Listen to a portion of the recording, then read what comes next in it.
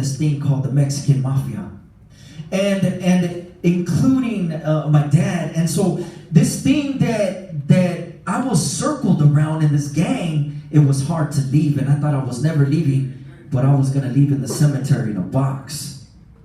But see how God did His work in my life, because my sister was praying, right?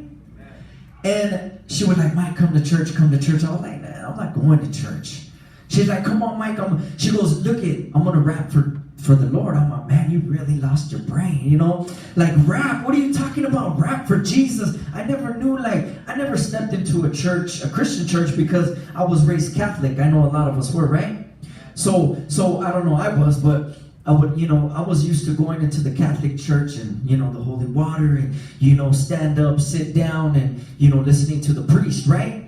But when I walked into the Christian church, my sister invited me, and I was like, I don't know. So I went that day for some reason, some miracle happened, right? So I sat way in the back. I creeped in like this. I remember I was high, and I was nervous. I had anxiety, because how many know when you're not right with God, sometimes you get a little nervous in the presence of God? Come on. Yeah. And I sat way in the back. They call it the sinner's row. No offense to anybody sitting back there today, amen? So I snuck in, and I was like, man, I started getting sweaty, and that was like the devil in me kind of like, manifesting, because I was in the presence of the Lord, right? And so I was getting like, my armpits were sweating, and I was like, man, I don't want to be here. I got shortness of breath. I started having panic attacks. So I sat there, and they called my sister out, and she comes out on stage with two other girls, and she starts, I heard this beat before, right? And this song, it goes, it's kind of like an old school song. It goes, boom, boom, boom, boom. Remember that song? It goes, wiggy, wiggy, wiggy, wiggy. Remember that one? Jam on it? Well, jam on it. By Evangelist, right? And so I heard this beat, and she comes out, but the words were different, and I was like, what? I was blown away.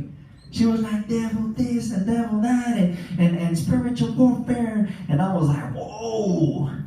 And then afterwards, I was so happy for her, but I wanted to get out of there. I didn't want to have nothing to do with these people, right? And then she's like, hey, Mike, come here, I want to introduce you. I'm like, no, I'm good. I'm out of here, So for some miracle, I come up to the front, and she introduced me to this brother, and she goes, Mike, this is the director of the men's home here, rehabilitation home that we have. And he goes, oh yeah, I heard a lot about you, and he knew everything there was about my sister must have told him, right? It was a setup. Say it was a setup. How many know sometimes God will set you up and use people like my sister or use somebody like me to get you into the church, and it worked today, right? Am I right? Come on.